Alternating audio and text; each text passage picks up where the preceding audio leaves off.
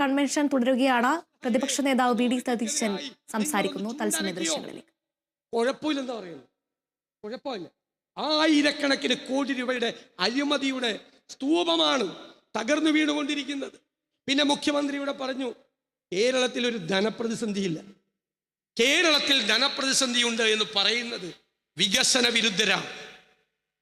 കേരളത്തിൽ ധനപ്രതിസന്ധിയില്ല എന്ന മുഖ്യമന്ത്രിയുടെ വാദത്തിന് വേണ്ടി സമ്മതിക്കുന്നു. എനിക്ക് മുഖ്യമന്ത്രിയോടുള്ള ഒരു അപേക്ഷ, ആശുപത്രിയിൽ മരുന്നില്ല. മെഡിക്കൽ സർവീസസ് കോർപ്പറേഷന് കോടികൾ കൊടുക്കാനുണ്ട് സർക്കാർ. അതുകൊണ്ടാണ് വിതരണക്കാർ മരുന്ന് കൊടുക്കാറ്. ആദ്യം ആ പൈസ ഒന്ന് കൊടുക്കണം. രണ്ടാമത്, മാവേലി സ്റ്റോറിൽ ഒരു സാധനമില്ല. കോടികളാണ് സപ്ലൈകോയുടെ വിതരണക്കാർക്ക് കൊടുക്കാനുള്ളത്. ആ പണം ഒന്ന് കൊടുക്കണം. ആ ആശാവർക്കർമാർ തിരുവനന്തപുരത്ത് സമരം ചെയ്യുമ്പോൾ ആ പാവങ്ങളുടെ ഓണറേറിയം ഒന്ന് വർദ്ധിപ്പിക്കണം. സർക്കാർ ജീവനക്കാർക്ക് കൊടുക്കാനുള്ള ഒരു 60,000 കോടി ഒന്ന് കൊടുക്കണം. അംഗൻവാടി ജീവനക്കാരുടെ ആനുകൂല്യങ്ങളൊന്ന് കൊടുക്കണം. കെട്ടിട നിർമ്മാണ തൊഴിലാളികളുടെ ആനുകൂല്യം കൊടുക്കണം. കാരുണ്യ പദ്ധതിയിൽ കാർഡ് എടുക്കുന്നില്ല ആശുപത്രിയിൽ, അതിൻ്റെ ഒരു 1800 കോടി കൊടുക്കാനുണ്ട്. അതെല്ലാം ഒന്ന് കൊടുക്കണം. അതും പോട്ടെ, സ്കൂളിലെ പാവപ്പെട്ട പാചക തൊഴിലാളികൾ, അവർക്ക് ശമ്പളം കൊടുത്തിട്ട് 3 മാസമായി. ആ ശമ്പളം ഒന്ന് കൊടുക്ക്. നിങ്ങൾ കൊടുക്കാനുള്ള തുക ഏകദേശം 1.5 ലക്ഷം കോടിയാണ്.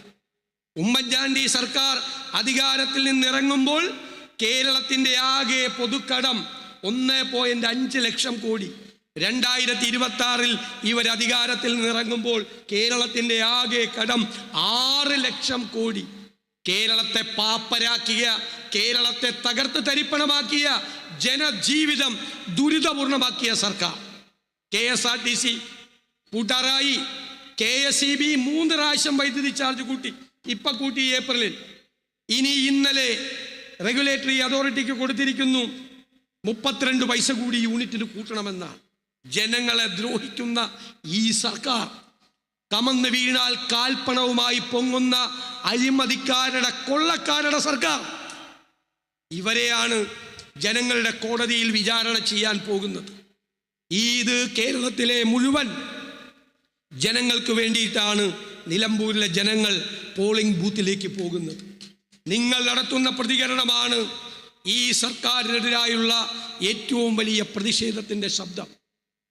19-ാം തീയതി തെരഞ്ഞെടുപ്പ് നടന്ന് ഫലം പുറത്തു വരുമ്പോൾ ഉജ്ജ്വലമായ ഭൂരിപക്ഷത്തോടു കൂടി ചിയാരിയാടൻ ഷൗക്കത്തിനെ വിജയിപ്പിക്കണം.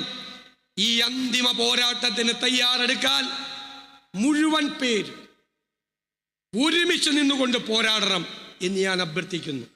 ഞാൻ നിങ്ങളോട് പറയുന്നു, അന്തിമമായ വിജയം നമ്മുടേതാണ്. അത് ഉജ്ജ്വലമായ വിജയമായിരിക്കും, ഒരു സംശയവും വേണ്ട. പ്രതിപക്ഷ ഉപനേതാവ് ശ്രീ PK കുഞ്ഞാലിക്കുട്ടി അവർ സംസാരിക്കുന്നതിന് വേണ്ടി അദ്ദേഹത്തെ ക്ഷണിക്കുന്നു. ബഹുമാനായ ശ്രീ യോഗം ഉദ്ഘാടനം ചെയ്ത KC വേണുഗോപാൽ ഉൾപ്പെടെ വേദിയിൽ അണിനിരന്നിട്ടുള്ള സമുന്നതരായ നേതാക്കൾ,